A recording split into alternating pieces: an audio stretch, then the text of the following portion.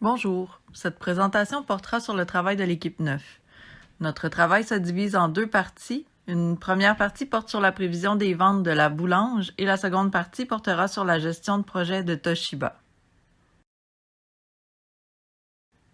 Dans cette première partie, nous présenterons les prévisions à l'aide de trois modèles, soit le modèle A, la moyenne mobile simple d'ordre 3, le modèle B, la moyenne mobile pondérée d'ordre 3 avec différents poids, et finalement le modèle C, modèle de lissage exponentiel simple avec un coefficient de 0,15 ou 0,30.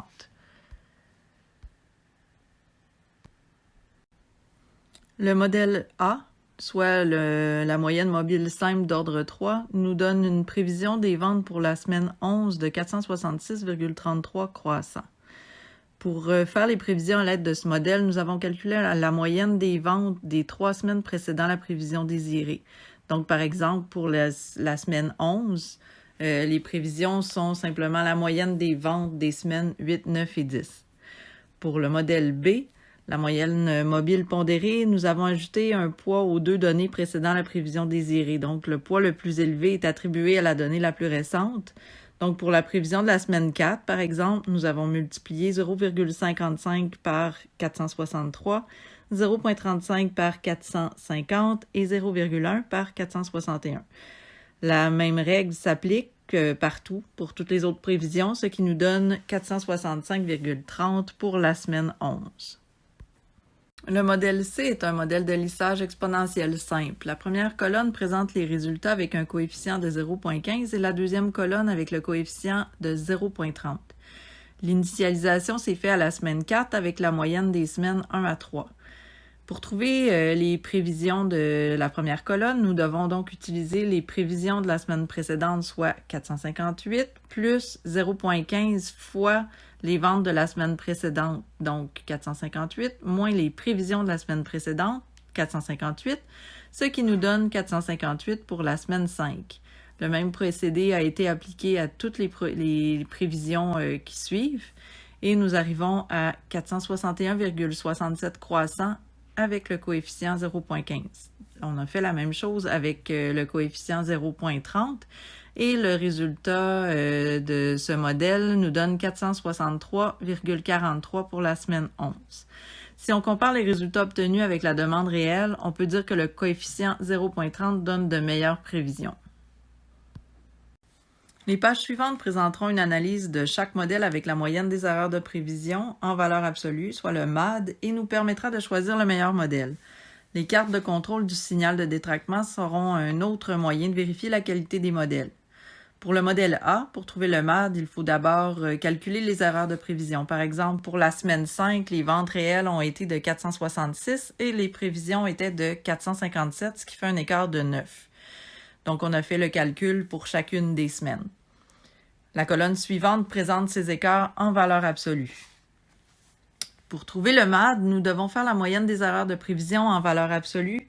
Par exemple, pour la semaine 5, on a calculé la moyenne des semaines 4 et 5, donc 0 plus 9 divisé par 2, ce qui donne 4,5.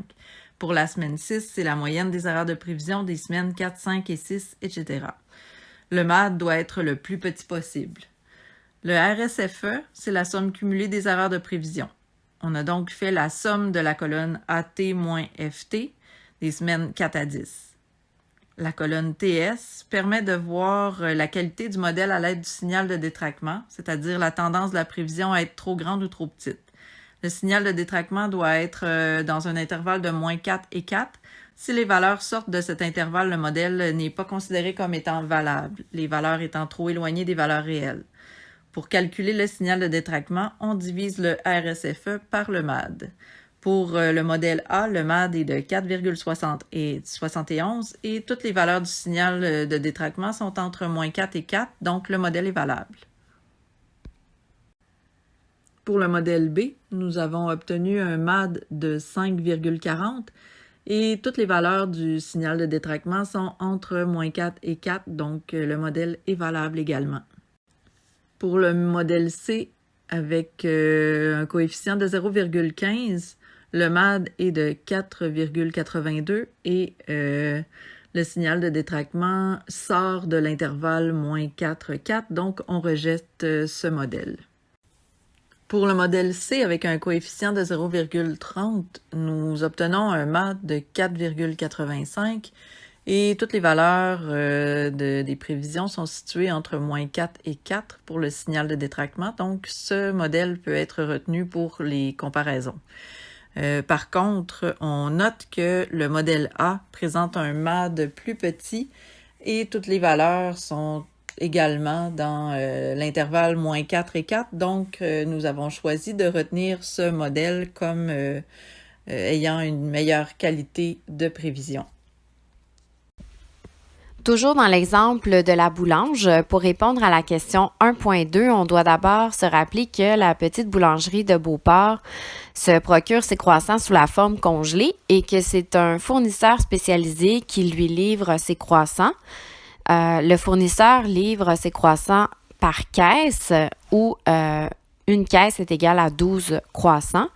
Et puis, afin d'obtenir la livraison gratuite, le propriétaire de la boulange devrait commander au moins 576 caisses, ce qui lui permettrait une économie de 15 $ par commande.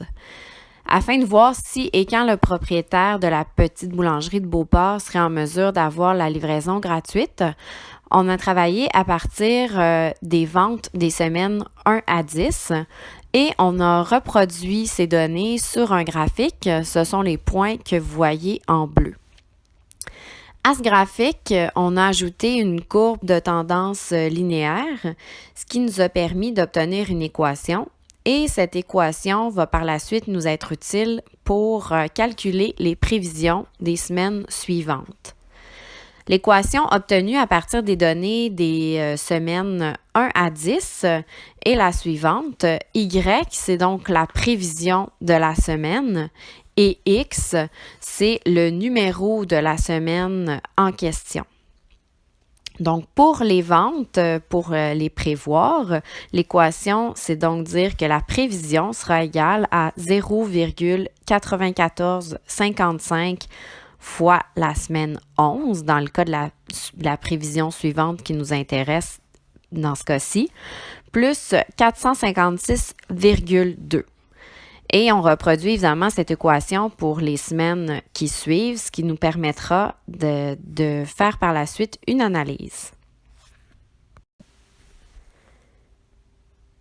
Avec l'équation obtenue précédemment, on est en mesure de faire les prévisions pour les semaines. Dans ce cas-ci, on les a fait pour les semaines 11 à 130 et ça nous a permis par la suite d'ajouter ces données à notre graphique. Donc, en bleu, ce que vous voyez, ce sont les ventes pour les semaines 1 à 10 et en orange, les prévisions pour les semaines 11 à 130 avec la droite de régression linéaire qui représente notre équation avec laquelle on a calculé nos prévisions. Lorsqu'on fait l'analyse de nos données, ça nous permet de voir que le propriétaire de la boulange devrait vendre à partir de la semaine 127, 576,28 caisses de croissants et donc il pourrait bénéficier de la livraison gratuite à partir de cette semaine. Évidemment, dans ce cas-ci, ce n'est pas un horizon de temps qui est du très court terme puisque ça représente environ 2 ans et demi, mais ça nous permet d'affirmer que si les ventes et la tendance se poursuit de cette façon, c'est dans cet horizon qu'il pourra bénéficier de la livraison gratuite, donc à partir de la semaine 127 pour le cas qui nous concerne.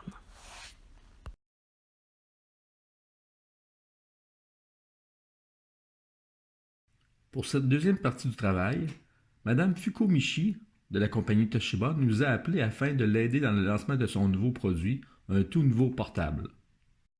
Le tableau ci-dessous représente l'ensemble des activités à réaliser pour arriver au bon fin du projet. Pour chacune des activités, on peut y voir la durée associée. Toshiba nous informe que le nouveau produit sera lancé dans 160 jours.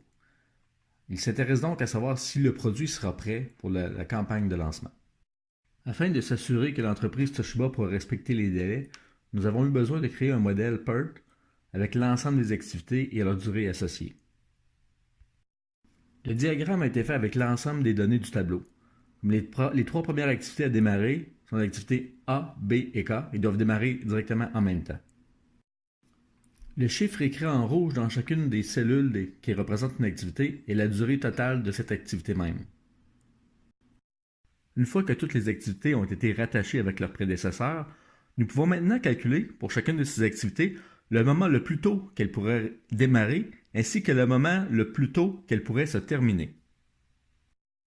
Dans le graphique, pour chaque activité, le moment le plus tôt que l'activité peut démarrer est situé dans le coin en haut à gauche, tandis que le moment qu'elle peut se terminer le plus tôt est situé dans le coin en haut à droite.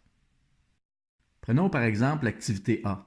Elle débute au temps 0 et la durée est de 18. Donc la valeur de Early Finish est 18, c'est la valeur qu'on a inscrite en haut à droite. L'activité suivante tout de suite après celle de A est C. Nous savons que la durée de l'activité A a pris 18, et ainsi il faut ajouter la durée de l'activité C qui est de 34 pour arriver à un total de 52. C'est le chiffre qu'on écrit en haut à droite de l'activité C. Pour le calcul de l'activité D, qui vient tout de suite après l'activité B, nous savions que la durée de l'activité B était de 42. Nous avons ajouté 8, qui est la durée de l'activité D, pour arriver à un total de 50. Pour le calcul de l'activité H, nous avions à prendre la durée la plus longue entre les activités de C et D, les valeurs sortantes, soit 52 et 50. Nous avons donc pris 52 que nous avons ajouté 47 pour arriver à un total de 99, qui est la durée la plus tôt que l'activité H peut se terminer. Donc pour chacune de ces activités du graphique, nous avions donc fait ces calculs-là afin de calculer l'ensemble des ES et des EF, soit les Early Start et Early Finish pour l'ensemble du tableau.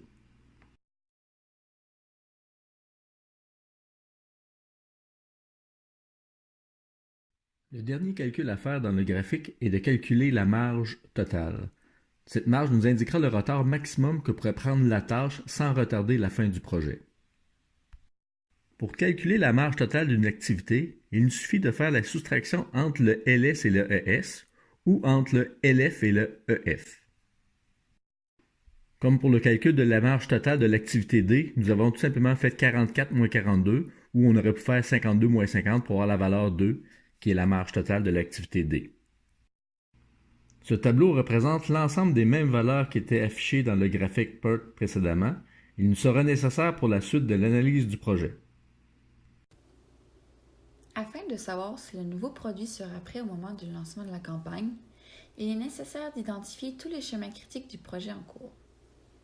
En gestion de projet, un chemin critique est la séquence des activités du projet qui s'additionnent pour former la plus longue durée globale. Bref, cela détermine le temps le plus court possible pour réaliser le projet. Pour les reconnaître, il faut déterminer les activités du projet à une marge totale minimale. En fait, plus la marge est petite, plus le déplacement possible dans le temps des activités est petit. Dans le cas de Toshiba, on identifie deux chemins critiques qui apparaissent en jaune sur la figure. Premièrement, nous avons le chemin critique numéro 1 qui comprend les activités A, C, H, I et N du projet. On peut voir que toutes ces activités possèdent une marge totale de 0.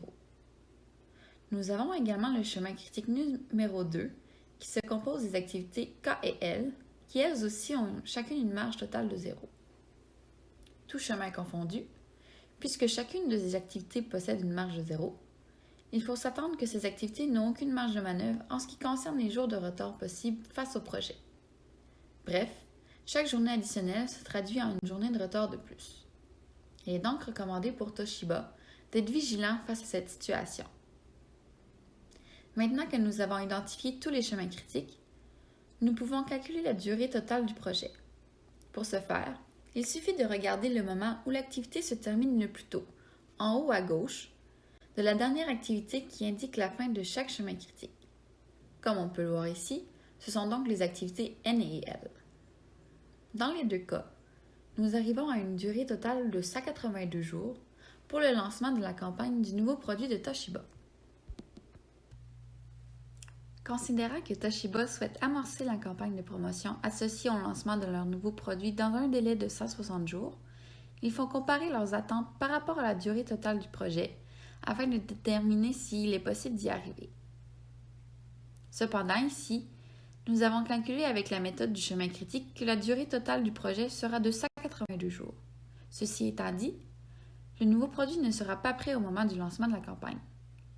Le délai espéré de 160 jours est dépassé de 32 jours. Pour y arriver, il sera nécessaire pour l'entreprise Toshiba de faire appel à une procédure d'accélération de projet qui sera discutée sous peu.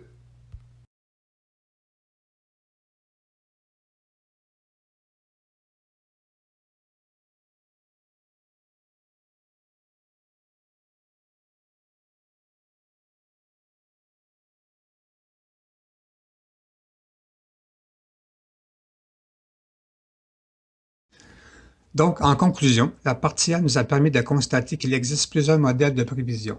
Pour obtenir les meilleures prévisions possibles, il est donc recommandé d'utiliser plusieurs modèles de prévision et de les comparer entre eux en utilisant le signal de détraquement.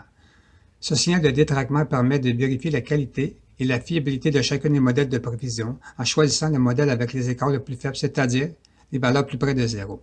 Pour la partie B, on constate que le gestionnaire de projet doit être capable de bien identifier toutes les activités de projet, leurs interrelations entre eux, et ce, avec la collaboration de tous les départements. Si la durée d'un projet est critique, il doit être en mesure d'identifier les chemins critiques ayant une marge égale à zéro et déterminer les chemins à réduire, et ce, en fonction de la marge et des coûts supplémentaires. En terminant, j'aimerais dire un grand merci à tous mes coéquipiers de l'équipe numéro 9 pour ce travail.